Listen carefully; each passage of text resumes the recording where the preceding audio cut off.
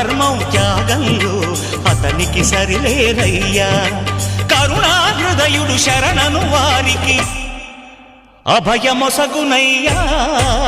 అందరి బంధువయ్యా భద్రాచల రామయ్యా, ఆదుకునే ప్రభువయ్యా అయోధ్య రామయ్యా.